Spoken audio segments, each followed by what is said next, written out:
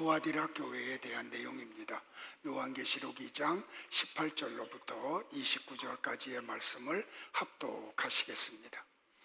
두아디라 교회의 사자에게 편지하라. 그 눈이 불꽃 같고 그 발이 빛난 주석과 같은 하나님의 아들이 이르시되, 내가 내 사업과 사랑과 믿음과 섬김과 인내를 아노니 내 나중 행위가 처음 것보다 많도다.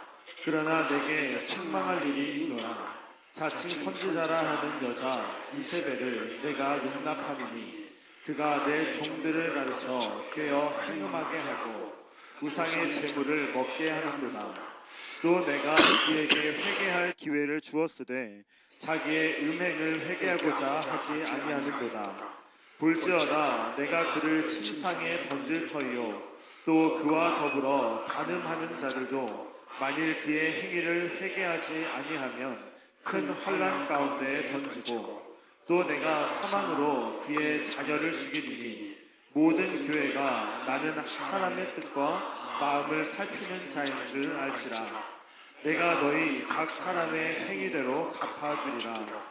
두아디라에 남아있어 이 교훈을 받지 아니하고 소위 사탄의 깊은 것을 알지 못하는 너희에게 말하노니 다른 짐으로 너희에게 지을 것은 없노라. 다만 너희에게 있는 것을 내가 올 때까지 굳게 잡으라. 이기는 자와 끝까지 내 일을 지키는 그에게 만국을 다스리는 권세를 주리니 그가 철장을 가지고 그들을 다스려 질그릇 깨트리는 것과 같이 하리라. 나도 내 아버지께 받은 것이 그러하니라. 내가 또 그에게 새벽별을 주리라. 귀 있는 자는 성령이 교회들에게 하시는 말씀을 들을지어다. 아멘. 자리에 앉으시겠습니다. 찬양대에 찬양이 있겠습니다. 오늘 드릴 찬양은 흑인 연가입니다. 노래 후렴에 쿰바야라는 단어가 나오는데요.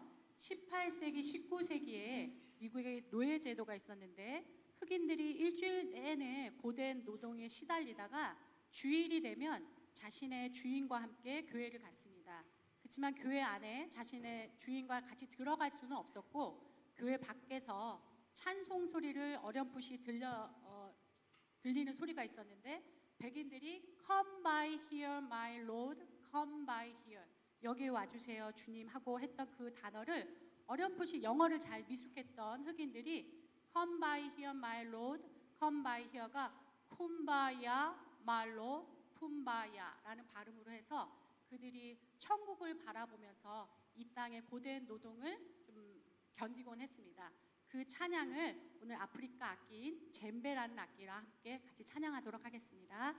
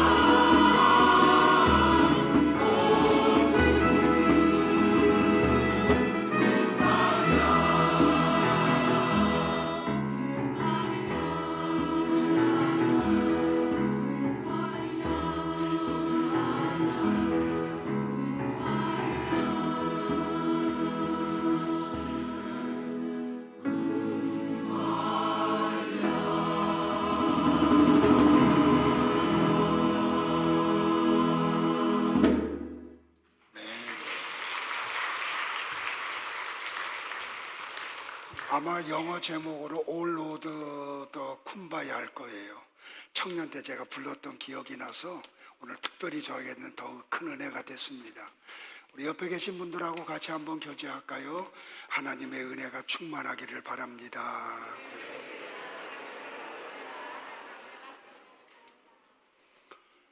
오늘 좀 두아디라 교회에 대해서 같이 묵상할 건데 양이 너무 많아가지고 조금 좀 쪼개서 할게요. 그래서 오늘은 그 첫 번째 부분만 같이 공부할 건데 아마 깊이가 좀 있을 겁니다. 같이 좀 은혜 나누기를 바라자고요. 두아디라 교회는 버가모와 서머나 중간에 있는 아주 작은 도시입니다. 주전 190년경에 이 두아디라가 로마에 이렇게 침략을 받고 나라를 빼앗깁니다. 근데 이 두아디라는 특별히 태양 신으로 우리가 알고 있는 아폴로 신전이 있고 또 아데미 신전이 있습니다. 근데 군사적 요충지라 그 외세의 침략이 많았고 그래서 로마가 지배하고 난 후에는 이 두아디라까지 도로를 놓게 됩니다. 두아디라는 상업적으로 굉장히 발달한 도시입니다. 염색업이 발달했고 그래서 옷을 이렇게 만드는 기술과 봉제업과 가죽을 만드는 상업이 발달했습니다. 바울이 빌립보에 갔을 때에 그 우물가에서 전도했던 자주장사 루디아가 바로 이 두아디라 출신입니다. 상업이 발달하다 보니까 전에도 말씀드렸듯이 조합이 형성되고 그 조합은 자연적으로 자기들의 번영을 위해서 신들을 섬겼고 그래서 이 두아디라는 자연적으로 우상이 팽배한 그런 도시였습니다. 두아디라 교회가 어떻게 세워졌는지는 지난주에 우리 버가모 교회를 공부했듯이 아마도 바울이 에베소에 있을 때에 두아디라에 가서 복음을 전함으로 교회가 생겼을 것이다 라고 하는 그런 설이 하나 있고 또 하나는 루디아가 바울을 통해서 빌립보에서 예수님을 만난 뒤에 자기 고향에 가서 복음을 전해서 두아디라 교회가 세워졌을 것이다 라고 하는 두 가지 설이 있습니다. 아무튼 어떤 설이 됐든지 이 두아디라의 교회가 세워졌고 예수님은 이 두아디라 교회를 칭찬을 하셨습니다. 칭찬의 내용이 뭐냐면 19절이죠.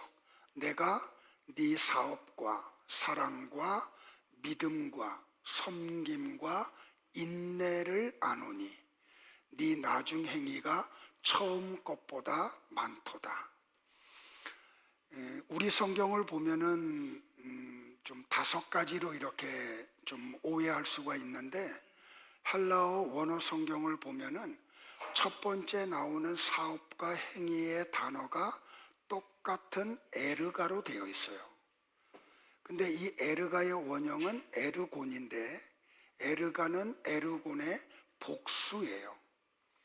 그러니까 이 19절을 다시 해석을 하면 내가 네 행위들을 알고 있어. 너희들이 갖고 있는 행위가 뭔지 아니? 사랑과 믿음과 그리고 섬김과 인내라는 행위들을 가지고 있어. 이런 뜻이에요. 그런데 예수님이 그들의 그 사랑과 섬김과 그리고 인내와 사랑을 알고 있다 그랬죠. 근데 여기 안다라고 하는 또 헬라어가 뭐냐면 오이다예요. 이 오이다는 에이도의 1인칭 능동태 직설법 완료형이에요. 제가 이렇게 자꾸 문법을 갖고 오는 이유는 문법을 알고 성경을 보면은 그 깊이가 더 깊기 때문에 그래요. 그러니까 이 말은 뭐냐면 야 두아디라 교회야 내가 너희들의 사랑과 믿음과 섬김과 인내를 너희들이 시작할 때부터 내가 알았고 지금도 알고 있어. 이런 뜻이에요. 그러니까 오늘 나와 여러분들의 모든 행위에 대해서 우리 주님이 알고 계시다는 것을 꼭 기억하기를 바라요. 그런데 이들의 이 사랑과 믿음과 섬김과 인내는 갈수록 좋아졌어요. 그러면 우리 교회의 이런 모든 것들도 갈수록 좋아지기를 축복을 합니다. 그래서 오늘은 예수님이 두아디라 교회를 칭찬했던 내용을 같이 묵상을 할게요. 첫 번째는 두아디라 교회에 뭐가 있었냐면 사랑이 있었어요. 근데 이 사랑을 예수님이 어떤 단어를 사용하셨냐면 아가펜이라는 단어를 썼어요. 이 원형은 아가페죠. 그러니까 이 아가페는 아가페의 목적격이에요. 그러니까 그들은 사랑을 가지고 있었어요. 근데 우리 단어는 사랑이라는 단어가 하나밖에 없지만 그리스 사람은 사랑이라는 단어를 4가지로 구별해요. 첫 번째는 에로스라는 사랑이 있죠. 그거는 남자와 여자의 이성 간에 일어나는 사랑을 말할 때 에로스라고 그래요. 두 번째로 필레아라는 사랑이 있어요. 그거는 형제와 형제가, 자매와 자매가 사랑할 때 쓰는 단어가 필레아예요. 그리고 세 번째는 스톨게가 있어요. 부모가 자녀를 사랑하는 사랑. 그런데 이 에로스나 필레아나 스톨게는 조건적 사랑이죠. 내가 이만큼 사랑하면 너도 이만큼 나를 향해서 어떤 행위를 해. 그런데 아가페는 무조건적 사랑이에요. 조건이 없어요. 그냥 주기만 하는 사랑이에요. 내가 사랑을 했는데 상대방에서 어떤 반응이 나타나지 않아도 끝까지 하는 사랑이에요. 그래서 이 아가페의 사랑을 하나님의 사랑이라고 표현을 하죠. 그러니까 요한복음 3장 16절에서 하나님이 세상을 이처럼 사랑하사라고 하는 단어도 아가페로 되어 있어요. 조건이 없는 사랑. 그러니까 이 두아디라 교회는 사랑을 하는데 어떤 반대 급부를 바라보고 하지 않았어요. 하나님이 조건 없이 사랑하시듯이 그들은 서로가 서로를 조건 없이 사랑했어요. 상대방이 어떤 반응을 하는지 관계하지 않고요. 나는 우리 교회에도 이 아가펜이 일어나기를 축복을 해요. 두 번째로 두아디라 교회에는 믿음이 있었어요. 믿음이라고 하는 헬라어 단어를 우리 주님이 어떤 단어를 쓰셨냐면 피스티스라는 단어를 썼어요. 그런데 이 피스티스라는 단어는 성경에서 사용하기 전부터 헬라 사람들이 쓰던 단어예요. 그래서 그들은 어디에 썼냐면 정치적인 곳에, 경제적인 곳에, 또는 사회생활 속에, 또는 개인생활 속에서 성경에서 사용하기 이전부터 헬라 사람들은 피스티스라는 단어를 사용했어요. 영국의 언어학자이고 성직자였던 테레사 모건이라고 하는 분이 계신 여자분이에요. 이분이 특별히 이 피스티스에 대한 연구를 하고 난 후에 로마의 신뢰와 기독교적 믿음이라는 책에서 이 피스티스를 이렇게 소개를 했어요. 당시의 피스티스는 이렇게 사용되었다. 끊어준 어음에 대해 부도를 내지 않는 것이 피스티스이다. 그게 믿음이라는 거죠. 친구가 곤란에 처했을 때 모른 척하지 않고 기꺼이 도와주는 것이 피스티스이다. 군인이나 노예 혹은 누구라도 맡겨진 임무를 성실하게 하는 것이 피스티스이다. 항복한 나라의 국민을 죽이지 않는 것이 피스티스이고, 종주국 관계에서 그 관계를 배신하지 않는 것이 피스티스이다. 이렇게 인간의 삶의 전 영역에 걸쳐 사용된 단어가 피스티스인데 어떤 진술을 내가 인정하고 동의한다는 뜻으로는 사용되지 않았다. 피스티스는 기본적으로 생각이 아니라 행동과 태도다. 피스티스에 대한 적절한 번역인 신실, 신의, 신뢰, 충석은 생각의 언어가 아니라 삶의 언어이다. 누군가가 피스티스를 가지고 있다는 것은 자신이 손해를 보거나 위험에 처할 가능성이 있음에도 불구하고 맡겨진 일, 맺은 약속이나 관계에 충실한 모습을 말한다.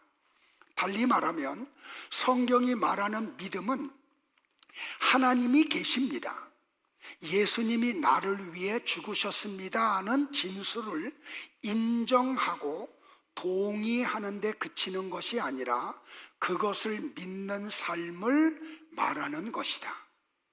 그것을 믿고 사는 삶 때문에 손해를 보거나 위험에 빠질 수 있다 하더라도 말이다.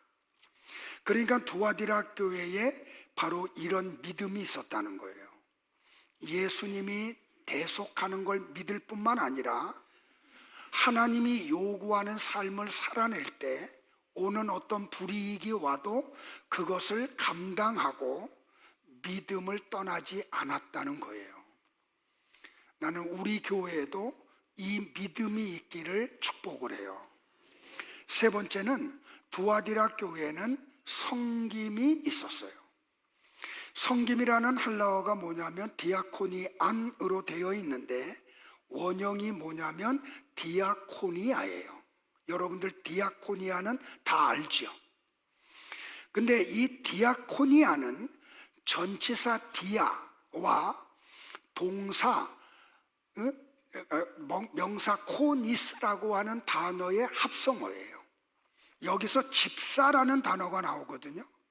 그러니까 집사라는 단어의 뜻은 뭐냐면 먼지가 아주 많은데 그 먼지 사이를 다니면서 청소해서 빛을 내는 사람, 그 사람이 집사예요. 그러니까 이 진공청소기가 개발돼서 나오기 전에는 집에 청소를 어떻게 했어요? 우리 어릴 때 학교에서 청소할 때는 제일 먼저 뭐냐면 먼지 털이개라는 게 있었죠. 그걸 총채라고도 했었나요? 그걸 가지고 구석구석을 막 먼지를 털어내는 거예요. 그러면 이 공간에 먼지가 가득하죠. 그럼 먼지가 가득하다고 그 공간을 피하는 게 아니고 집사는 뭐냐면 그 먼지가 자욱한 공간을 다니면서 청소해서 빛을 내는 사람이라는 뜻이에요. 우리 집사님들이 교회 안에서 그런 행위들을 하기를 축복을 해요. 그러니까 여기 지금 그 두아디라 교회는 이런 성김이 있었던 거예요. 어떤 일이 있으면 피하지 않아요. 먼지를 뒤집어 쓰고 기간지에 해가 돼도 그 속에서 남아서 여전히 교회를 위한 성김이 있었다는 거예요. 어저께 13차 환경개선 프로젝트를 했거든요. 여기서 조금 가까운 파주제일교회를 했는데 제가 처음으로 현장에 갔어요. 좀 가깝기도 하고 또 목회하는 목사님이 후배이기도 하고 해서요. 19분의 성도님들이 와서 도배도 하고 청소도 하고 또 바닥에 또 이렇게 그 귀한 거 이렇게 또 쿠션 있는 걸 깔기도 하는 걸 가서 봤는데 얼마나 열심히 하는지요. 그 옆에서 그 모습을 보는데 그렇게 아름다울 수가 없어요. 그냥 서로 이야기하면서 봉사하는 모습을 보는데 그렇게 사랑스러울 수가 없어요. 이게 성김이에요. 다음에도 좀 많은 분들이 이런 일이 있을 때 동참하기를 축복을 해요. 그런데 제자들이 섬겨야 되는데 제자들이 섬기지 않고 서로 높아지려고만 했어요. 그래서 하루는 예수님이 제자들을 부르시죠. 그리고 이렇게 가르치세요. 이방인의 집권자들이 그들을 임의로 주관하고 그 고관들이 그들에게 권세를 부리는 줄을 너희가 알거니와 너희 중에는 그렇지 않아야 하나니 너희 중에 누구든지 크고자 하는 자는 너희를 섬기는 자가 되고 너희 중에 누구든지 으뜸이 되고자 하는 자는 너희의 종이 되어야 하리라. 인자에 온 것은 섬김을 받으려 함이 아니라 도리어 섬기려 하고 자기 목숨을 많은 사람의 대속물로 주려 함이니라. 그러니까 예수님은 섬김을 받으려고 하는 사람들에게, 제자들에게 이렇게 훈육을 하죠. 그리고 요한복음 12장에서는 이렇게 말씀을 해요. 사람이 나를 섬기려면 나를 따르라.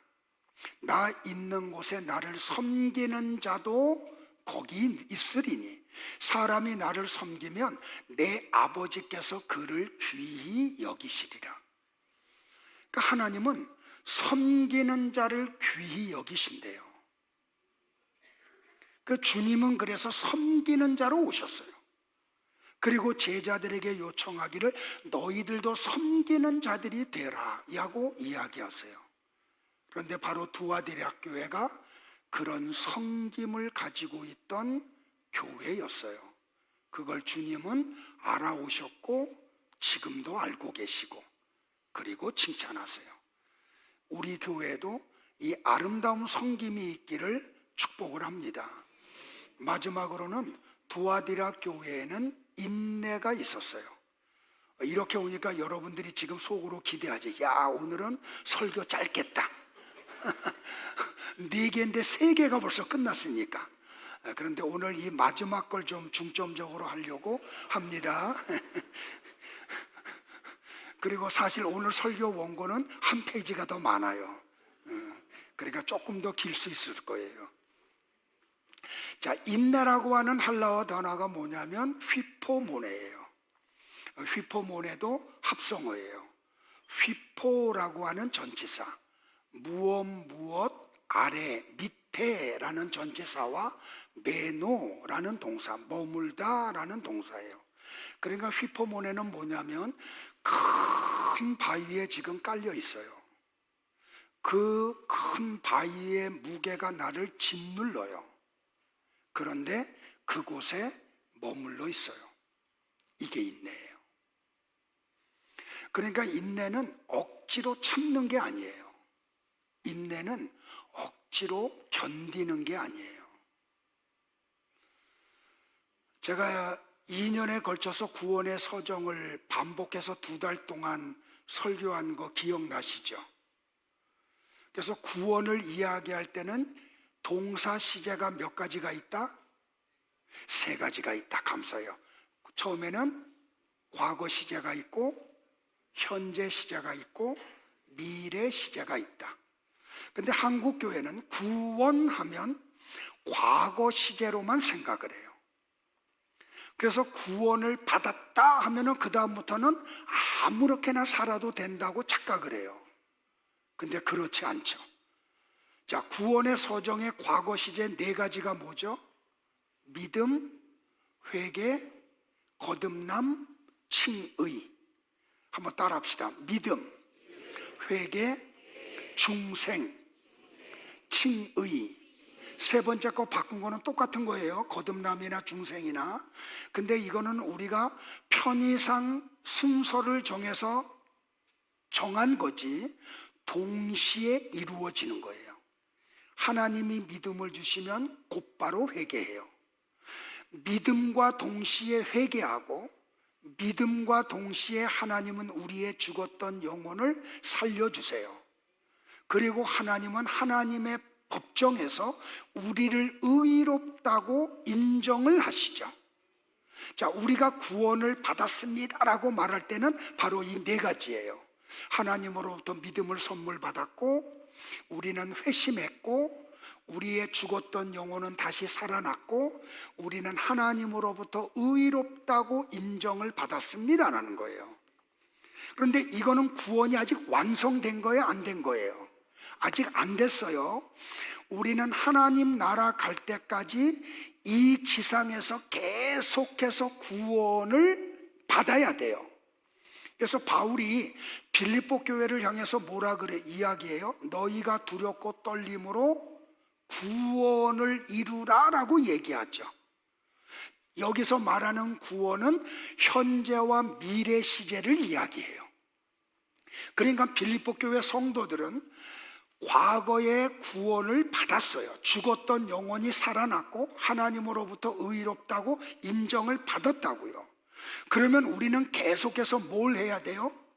구원을 이루어야 돼요. 그러면 이 구원을 이루라고 하는 이 말의 뜻은 뭐예요? 성화라 그랬잖아요. 성화, 예수님을 닮아가는 것. 그걸 또 다른 표현으로 뭐라 그래요? 거룩을 향해서 가는 것. 그러니까 이 죽었던 영혼이 살아나는 과거 시제의 구원을 받은 성도들은 반드시 어디를 지향하는 삶을 살아야 되냐면 거룩을 지향하는 삶을 살아가야 돼요. 그래서 구원받은 성도가 술과 담배를 먹을 수 있어요, 없어요? 왜?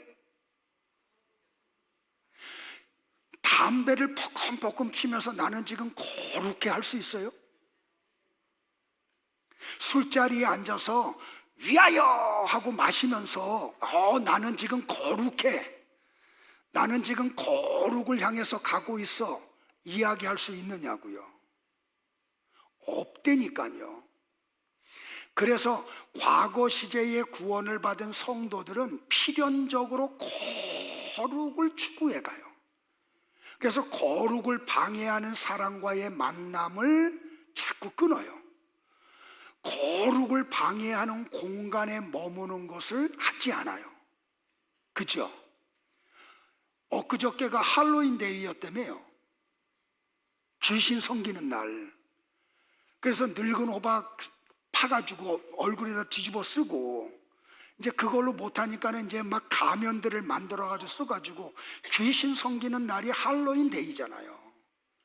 몇 년 전에 이태원에서 그러다가 젊은 친구들이 많이 죽었잖아요. 귀신 섬기다가. 근데 이번 할로윈 데이에 홍대에 모인 친구들이 거리에 11만 명이 넘었대요. 근데 거기에 교회를 다니는 사람들이 얼마나 참석했을까요?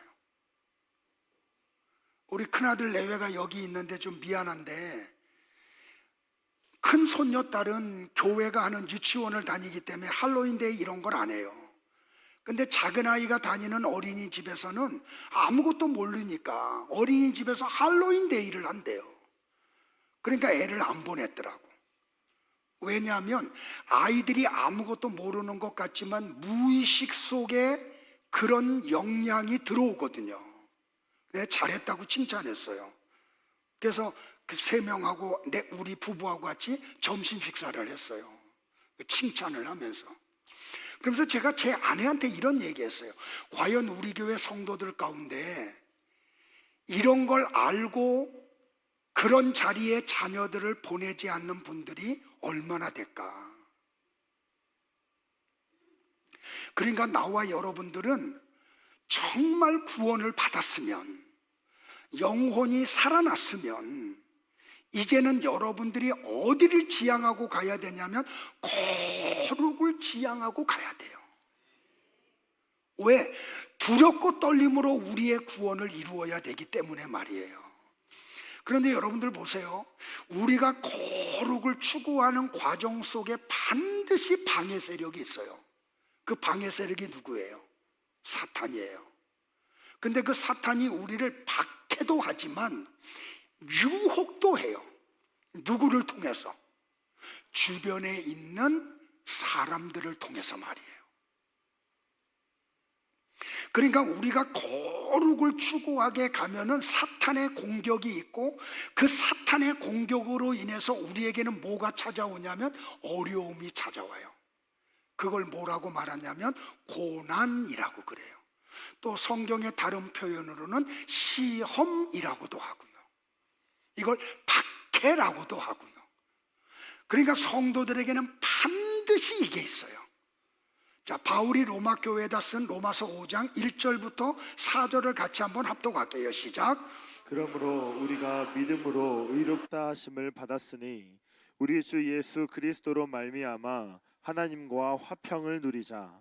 또한 그로 말미암아 우리가 믿음으로 서 있는 이 은혜에 들어감을 얻었으며 하나님의 영광을 바라고 즐거워하느니라.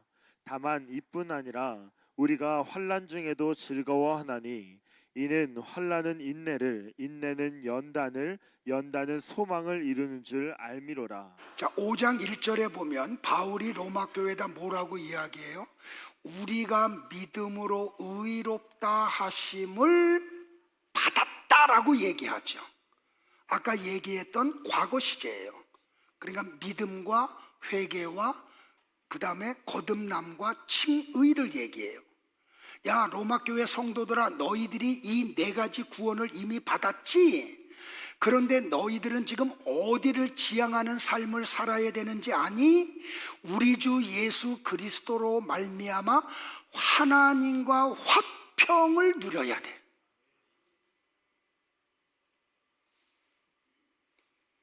그러니까 우리가 이 지상에 사는 동안 해야 될 게 뭐냐면 하나님과 화평을 누리는 삶을 살아야 돼요. 그런데 하나님은 어떤 분이에요? 거룩한 분이에요. 그 거룩한 하나님과 화평을 이루기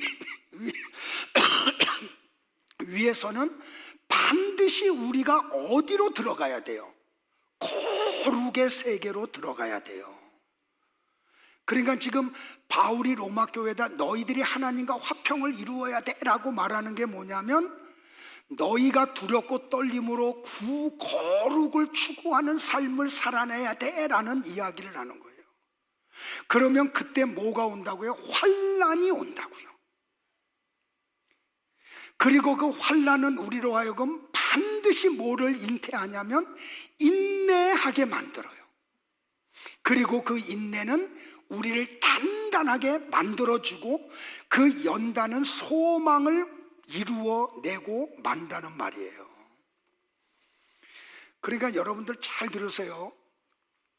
하나님이 정말로 여러분에게 믿음을 주시고 회개하게 하시고 죽었던 영혼을 살려내시고 의롭다고 인정을 하셨으면 하나님은 여러분을 어디로 끌고 가냐면 거룩으로 끌고 가요.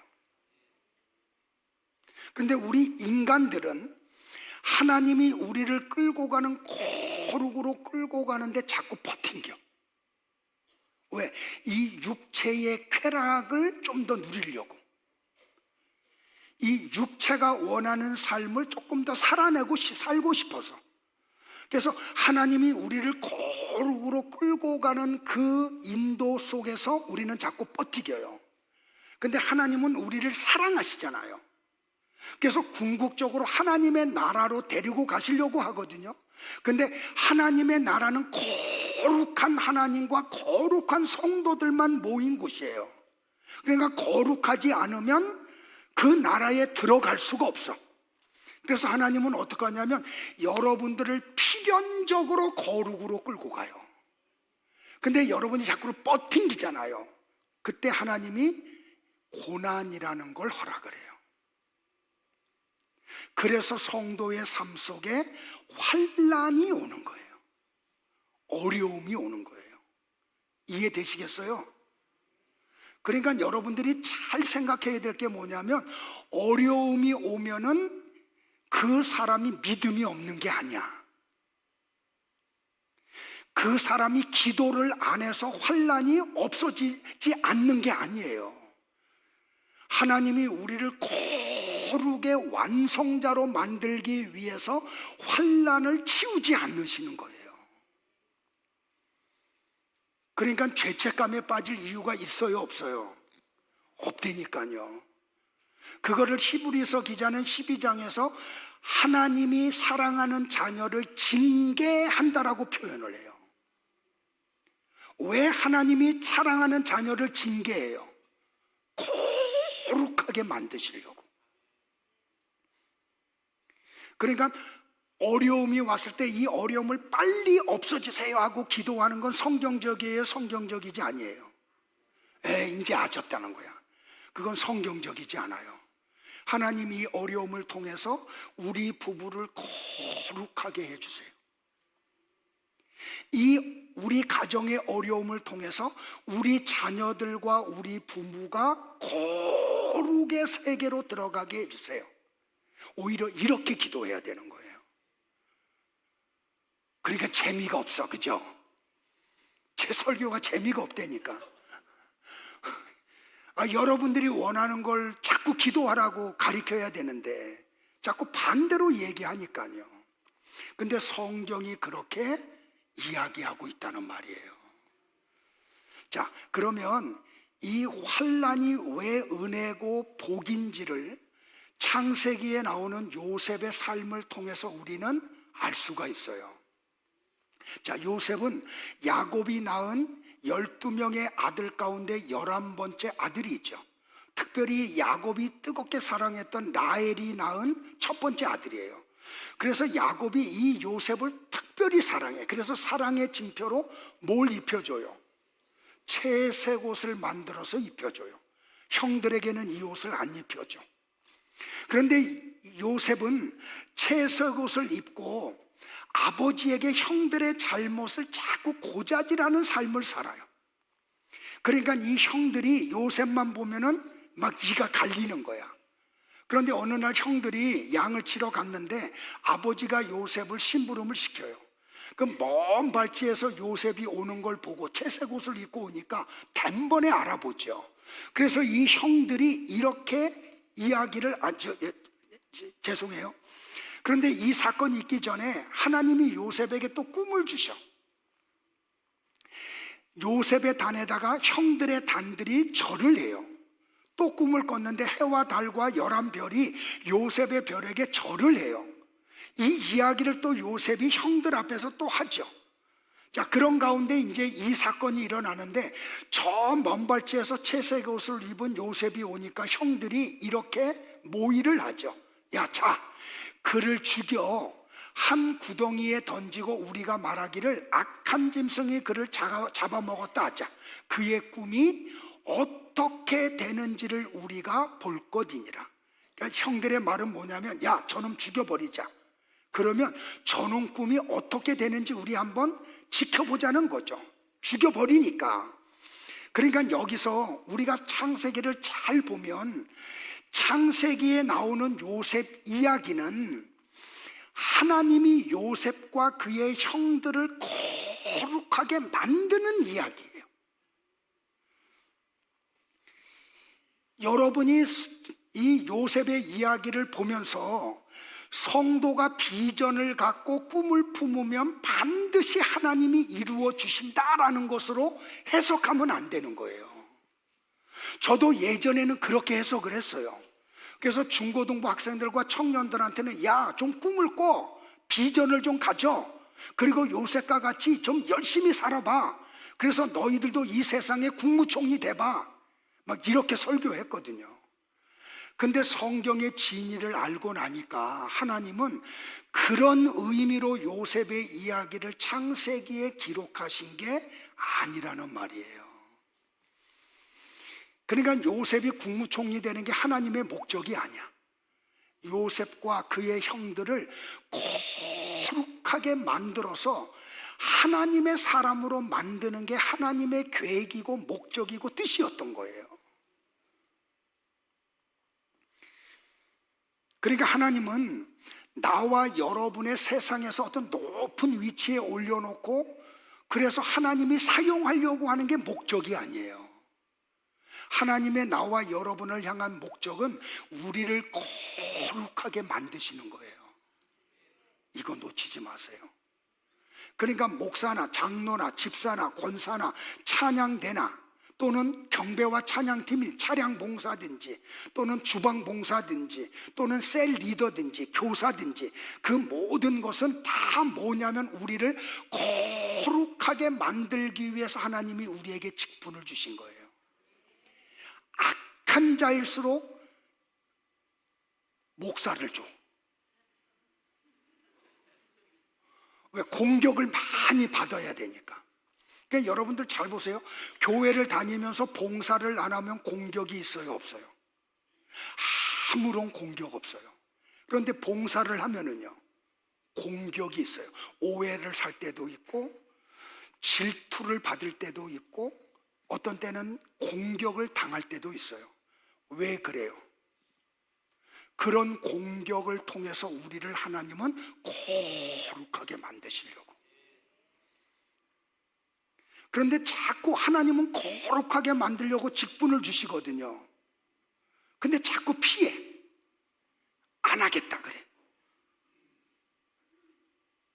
반대로 해야 되는 거예요.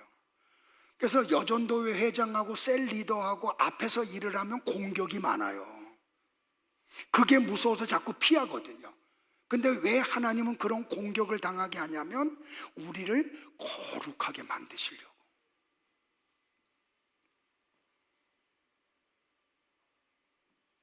교회가 이걸 놓치고 있는 거예요. 성도라는 사람들이 이걸 자꾸 놓치는 거예요. 그래서 자꾸 규모가 큰 교회들은 자꾸 커져. 왜? 자기를 드러내지 않고 하나님 앞에 예배는 드려야 되기 때문에. 근데 아니에요. 그러면 거룩으로 가는데 더뎌요. 왜? 공격이 없기 때문에. 내년도에는 교회가 뭘 시킨다 그러면 아멘 하고 빨리빨리 받아 먹으세요. 하나님이 여러분을 거룩하게 만들려고 직분을 주시는 거라고 믿으세요. 아멘 안 해. 자, 보세요 여러분들. 자꾸 반복해서 이야기하지만 오늘날의 교회는 예수님을 이용해서 나의 소원을 이루어내는 만사 형통의 종교로 타락해 버렸죠. 근데 성경은 그렇게 말하지 않았다니까요. 요셉이 잘못해서 노예가 된 거 아니에요. 그가 어떤 간음을 범해서 감옥에 갇힌 거 아니에요. 공중에 날아다니는 참새 한 마리도 하나님이 허락하지 않으면 땅에 떨어지지 않는다 그랬죠. 형들이 요셉을 시기한 것도 하나님이 허락해서 그 시기가 일어난 거예요. 보디발 장군의 부인이 요셉을 미혹했던 것도 하나님이 허락해서 일어난 거예요. 그런데 그는 그런 걸 거절했다고 노예가 되고 죄수가 돼요. 그런데 성경은 뭐라고 말하냐면 요셉이 노예가 되었는데 그게 형통이래요. 그가 오해를 받아가지고 감옥 생활에 하는데 그걸 형통이래요. 자, 성경 두 군데 빨리 볼게요. 시작. 요셉이 이끌려 애굽에 내려가매 바로의 신하 친위대장 애굽 사람 보디발이 그를 그리로 데려간 이스마엘 사람의 손에서 요셉을 사니라.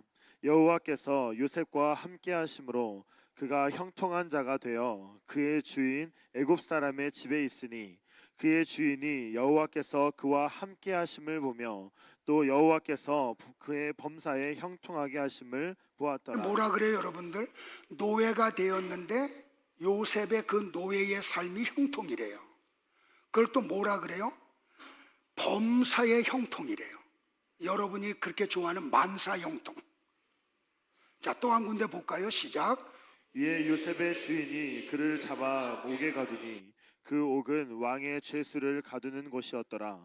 요셉이 옥에 갇혔으나 여호와께서 요셉과 함께 하시고 그에게 인자를 더하사 간수장에게 은혜를 받게 하심에 간수장이 옥중 죄수를 다 요셉의 손에 맡김으로 그 재반 사물을 요셉이 처리하고 간수장은 그의 손에 맡긴 것을 무엇이든지 살펴보지 아니하였으니 이는 여호와께서 요셉과 함께 하심이라. 여호와께서 그를 범사에 형통하게 하셨더라. 성경은 요셉이 형들에 의해서 노예로 팔려갔는데 그 삶이 형통한 삶이래요. 보디발 장군의 부인에게 모함을 받아가지고 감옥에 갇혔는데 그 감옥 생활을 형통이라고 이야기해요. 그걸 범사의 형통이래요. 만사 형통이래요. 그러면 이렇게 성경을 보면 우리가 원하는 것이 우리가 원하는 때에 우리가 원하는 방법으로 이루어지는 게 형통이 아닌 게 드러났죠. 근데 성경에서 형통이라는 단어 앞에 반드시 따라오는 한 문장이 있어요. 그게 뭐예요? 하나님이 요셉과 함께 하셨다는 거예요. 그러니까 여러분들 성도의 삶의 형통이 뭐냐면 하나님이 함께하는 삶이 형통한 삶이에요. 그게 만사 형통이에요. 믿으시기를 축복을 해요, 여러분들. 그러면 함께하는 하나님이 왜 요셉의 형들이 그를 팔을 때 그거 막을 수 있잖아요. 아니, 요셉과 함께하는 하나님은 전능하신 분이니까. 근데 하나님이 그 모든 일이 이루어지도록 허락을 하셨다니까요. 왜요? 요셉 고생시키려고? 그를 거룩하게 만드시려고요. 보디발 장군의 부인이 그렇게 미혹하다가 거절하니까 모함을 씌워가지고 감옥에 갇힐 때 하나님이 얼마든지 막으실 수 있잖아요. 근데 그걸 다 허락을 하셨다니까요. 왜요? 요셉을 거룩하게 만들기 위해서 그렇게 했다는 거예요. 그러니까 오늘 나와 여러분들이 아무런 이유 없이 어려움을 겪고 내가 뭐 잘못한 거 없는 것 같은데 사람들이 자꾸 나를 따돌려. 그래서 외로워, 힘들어. 그 모든 것은 하나님이 허락해서 이루어진 거예요. 왜요? 요셉을 거룩하게 만들려고 했듯이 나를 거룩하게 만드시려고. 이걸 우리가 어떻게 할 수 있냐면 요셉이 형들에 의해서 팔려가는 내용이 기록된 게 창세기 37장이에요. 그리고 보디발 장군의 부인의 그 미혹을 이겼다고 모함을 덮어 씌워서 감옥에 갇힌 내용이 기록된 게 39장이에요. 그러니까 37장과 39장 사이에 무슨 사건이 있는지 아세요? 38장 사건. 유다와 며느리 다말 이야기가 있어요. 왜 하나님은 모세를 통해서 37장과 39장 그 요셉 이야기 사이에 유다 이야기를 기록했느냐는 거예요. 여러분들 잘 알다시피 유다와 다말 이야기는 고엘 제도를 모르면 해석이 안 돼요. 이걸 모르면 이 믿음의 가정이 콩가루 집안이네 이렇게 해석하고 끝나버려요. 그러니까 이게 해석이 안 되니까 그냥 넘어가는 거죠. 고엘 제도가 뭐라 그랬어요? 기업 무르기. 이거에 대해서 좀 알고 싶으신 분들은 유튜브에 가서 제가 설교한 걸 다시 한번 들으세요. 거기 자세하게 제가 설명을 드렸으니까. 그러니까 여러분들 유다 이야기를 잠깐 이야기하면 유다에게 아들이 셋이 있었죠. 큰아들이 결혼했어요. 근데 아들을 낳지 못하고 큰아들이 죽었어. 그랬더니 시아버지가 며느리를 둘째 아들에게 줘요. 그러니까 이 둘째 아들은 못마땅한 거야, 아버지의 행위가. 그래서 형수하고 잠자리를 하는데 사정하기 전에 집에다가 사정을 안 하고 바깥에서 사정을 했어요. 성경에 있는 내용이니까 그대로 얘기할게요. 그랬더니 하나님이 어떻게 해요? 그 둘째 아들을 그 자리에서 죽여버려요. 고엘 제도를 모르면 그런 내용을 알 수가 없어요. 그리고 난 다음에 시아버지가 뭐라 그래? 야, 막내 시동생이 있는데 걔 아직 어려. 걔가 언제 크니? 그러니까 너 애가 클 때까지 너 친정집에 가 있어. 그래서 다말이 개나리 보침을 싸가지고 친정으로 돌아갔죠. 그래서 세월이 지나서 시동생이 컸어요. 성장을 했어요. 그런데도 불구하고 시아버지가 그 셋째 그 아들을 자기에게 주지 않아. 그러니까 어떻게 해요? 다말이 몸 파는 여자로 변장을 해요. 시아버지가 양떼를 몰고 온다는 이야기를 듣고요. 그랬더니 이 유다가 그 여자가 몸 파는 여자인 줄 알고 잠자리를 해요. 근데 값을 집으려고 했더니 양이 좀 멀리 있어. 그러니까 이 다말이 뭘 요구해요? 당신이 나중에 값을 준다는, 양을 준다는 징표를 몇 개 달라고. 그거 받아들이죠. 그리고 시아버지와 며느리가 잠자리를 해요. 그리고 유다가 집으로 돌아와요. 몇 달이 지난 후에 소문이 나기를 뭐라고 소문이 나요? 당신 며느리가 임신했다고. 그 소식을 듣고 유다가 화를 내고 며느리를 불러요. 그리고 임신 사실을 알고 사람들을 불러놓고 돌로 며느리를 때려 죽이려고 그래요. 그때 다말이 몰래 밀어요. 시아버지와 관계를 맺기 전에 가졌던 증표를 내놓아요. 그때 여러분들 유다가 뭐라 그래요? 내가 틀렸고 며느리가 맞았어 하고 다말을 살려냈죠. 고엘 제도를 모르면 그 의미를 알 수가 없어요. 룻기도 똑같죠. 그 룻과 보아스의 관계에서 이루어진 것도 고엘 제도를 모르면 룻기서는 해석이 안 돼요. 그러니까 이 고엘 제도를 모르니까 이 룻기서를 언제 사용해요? 가정의 달, 둘째 주일, 어버이 주일에 야 며느리가 시어머니를 이렇게 공경해, 자녀들은 부모들을 이렇게 공경해, 그런 용도로만 쓴다니까요. 사실은 고엘 제도가 이 속에 있는데, 아무튼 요셉의 이야기 사이에 유다와 다말 이야기를 지금 모세를 통해서 하나님이 담아놓은 것은 바로 요셉이 노예가 되고 죄수가 된 이 사건은 바로 이걸 목적한다. 그 메시지를 거기에서 담은 거예요. 여러분들, 그러므로 나와 여러분들이 꼭 알아야 될 게 뭐냐면 우리가 원하는 대로 반드시 이루어지지 않아요. 왜? 우리를 하나님은 거룩하게 만드셔야 되기 때문에. 내가 원하는 대로 다 이루어지면 우리는 거룩을 향해서 가지 않아요. 그래서 하나님이 성도들에게 고난이라는 것을 허락하시는 거예요. 자, 같이 한번 다 같이 합독할까요? 시작. 성도들이 거룩으로 가는 과정에 만나는 고난을 형통이라고 합니다. 자, 이 의미를 알고 옆에 분들하고 한번 축복하죠. 성도님 형통하세요 하고요. 자, 여러분이 좋아하는 단어 만사형통. 시작. 잘 알고 쓰셔야 돼요. 세상이 말하는 형통은 그거예요. 내가 원하는 것이 내가 원하는 때에 내가 원하는 방법으로 내게 이루어지는 걸 세상은 형통이라 그래요. 근데 성경이 말하는 형통은 하나님이 개입하셔서 나를 거룩하게 만드는 모든 과정을 형통이라 그래요. 이해되시겠죠? 네. 자, 그래서 요셉이 노예가 되고 죄수가 되어 감옥에 갇힌 거예요. 그리고 그런 삶을 성경은 형통한 삶이라고 이야기를 하는 거고요. 그런데 이 삶이 쉬워요, 어려워요? 굉장히 어려워요. 버거워요.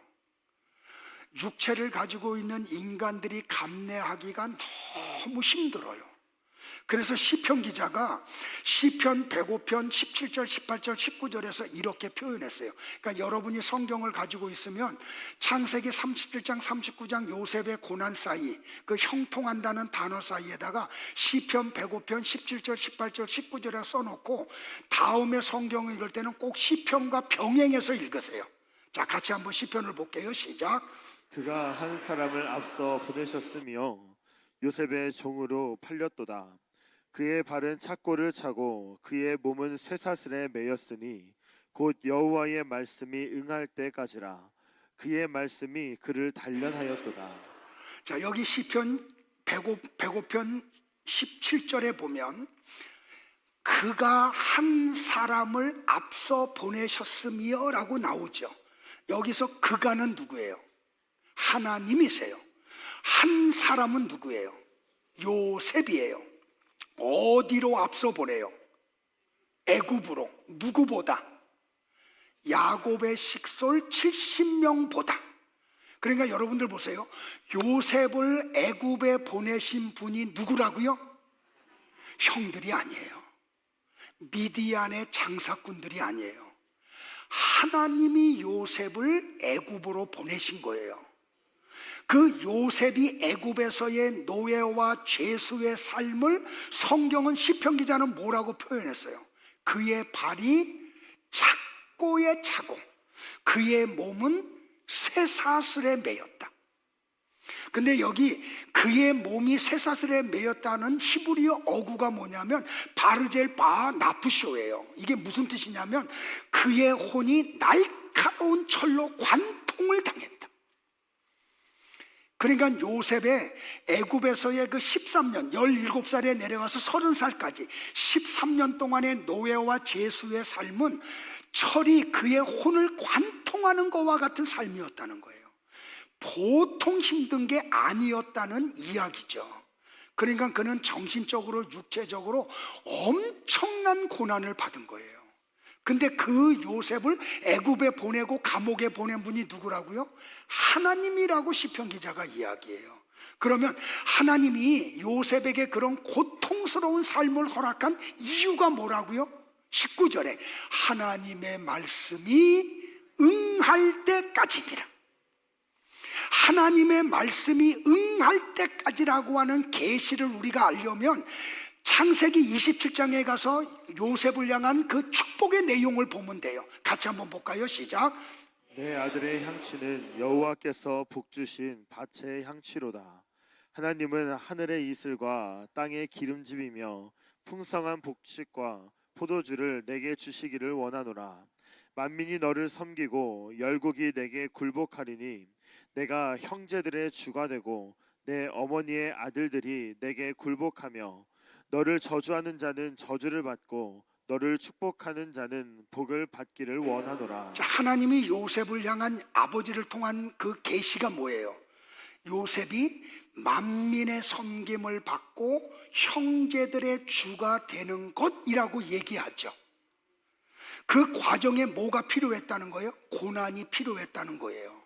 그걸 아주 좁은 의미로 해석을 하면 요셉이 보디발의 집에서 집사가 되고 감옥에서 얻은 정보를 가지고 국무총리 생활을 하는 준비 과정이라고 해석하는 거예요. 그러나 이거를 영적으로 해석을 하면 요셉이 받은 계시는 예수 그리스도를 통해서 성취될 것을 이야기하는 거예요. 다시 말하면 요셉은 자신의 잘못으로 애굽의 종으로 팔려간 게 아니에요. 형들의 시기로 애굽의 종으로 팔려갔어요. 요셉이 죄인 되어 감옥에 갇힌 것도 요셉이 어떤 음탕한 일을 해서 감옥에 갇힌 거 아니에요. 보디발 장군의 부인의 모함 때문에 갇힌 거예요. 그런데 요셉은 자기를 공격한 상대방의 죄로 인해 노예가 되고 죄수가 되는 대속의 삶을 대신 사는 거죠. 자기는 잘못한 거 없다니까요.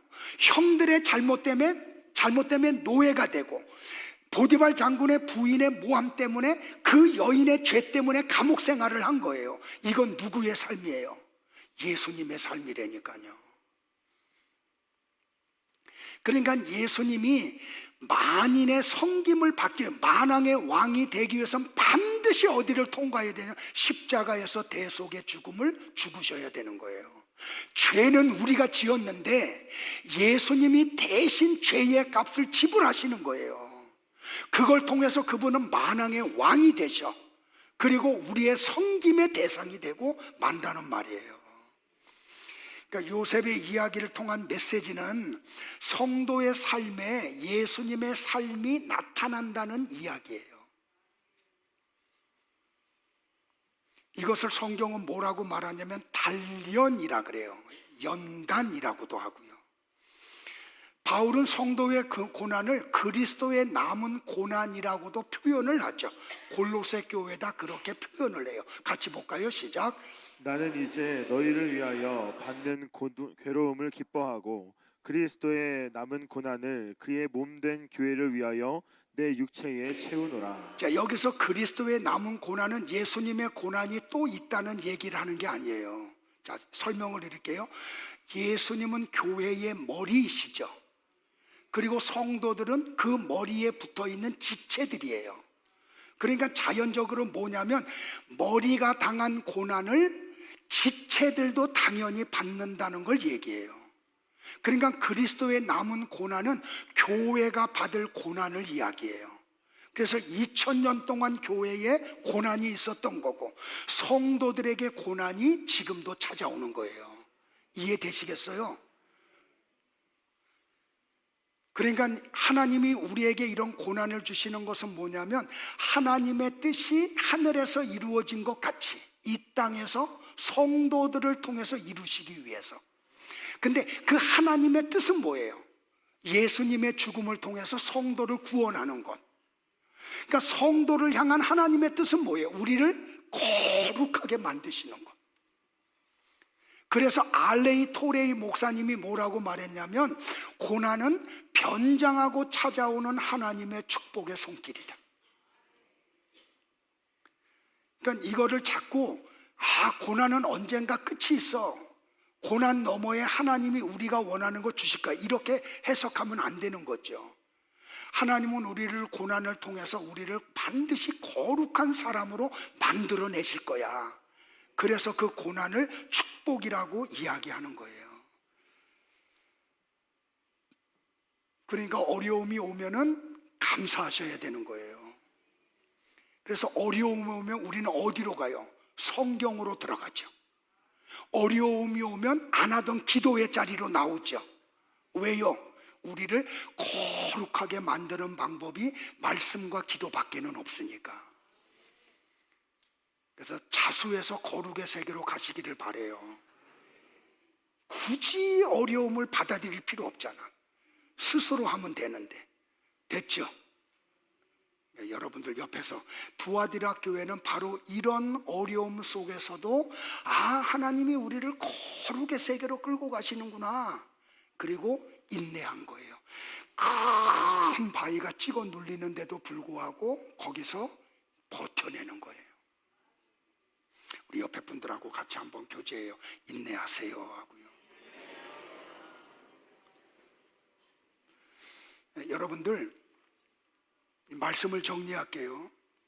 타락한 모든 사람에게 공통적으로 나타나는 특징이 하나 있어요. 그게 뭐냐면, 남의 것이 내 것보다 더 크게 보여. 사실 내가 밥그릇에 밥을 더 많이 갖고 있는데 상대방의 밥그릇에 밥이 더 많다고 착각을 해요. 그런데 이걸 거꾸로 생각하는 게 하나 있어요. 고난은 반대로 생각해요. 누가 당하는 고난보다 내가 당하는 내 고난이 제일 커, 이렇게 생각을 해요. 근데 성도 여러분들, 나보다 더 큰 고난 속에 있는 분들이 여기 있어요. 표현하지 않아서 그렇지, 일일이 다 말을 하지 않아서 그렇지. 그럼 하나님이 우리에게 고난을 주시는 이유가 뭐라고요? 목적이 뭐라고요? 우리를 거룩하게 만드시려고. 그래서 고난을 받아들이세요. 고난 속에서 기뻐하세요. 제가 부교역자로 있을 때 제가 모셨던 목사님이 종종 그런 표현을 하셨어요. 본인은 고난을 즐긴다고.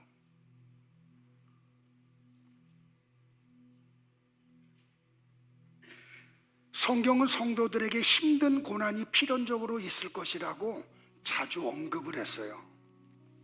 자녀이면 또한 상속자, 곧 하나님의 상속자여 그리스도와 함께한 상속자니 우리가 그와 함께 영광을 받기 위하여, 모두 함께 받아야 된다고요? 네. 영광의 세계에 들어가기 전에 우리는 반드시 고난의 과정을 통과해야 돼요. 왜요? 거룩해지기 때문에요. 사랑하는 자들아, 너희를 연단하려고 오는 불시험을 이상한 일 당하는 것 같이 이상히 여기지 말고 오히려 너희가 그리스도의 고난에 참여하는 것으로 즐거워하라. 성경이 그러잖아요. 고난에 참여하는 걸 즐거워하래요. 기뻐하래요. 이는 그의 영광을 나타내실 때에 너희로 즐거워하고 기뻐하게 하려 함이라. 너희가 그리스도의 이름으로 치욕을 당하면 복 있는 자로다. 영광의 영, 곧 하나님의 영이 너희 위에 계심이라. 근신하라, 깨어라.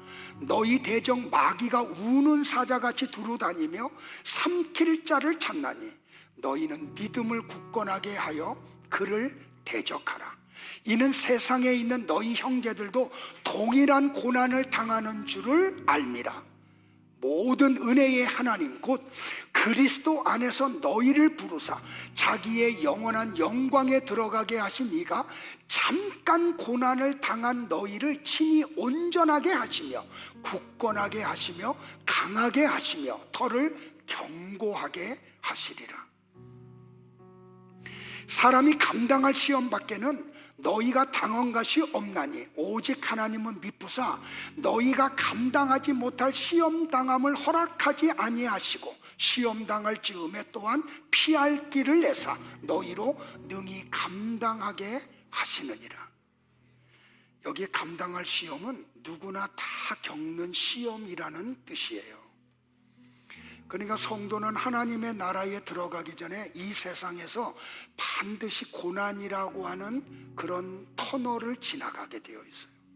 다 같이 일어나실까요? 요한이 요한계시록에서 바로 이걸 이야기해요. 같이 합독을 하겠습니다. 시작.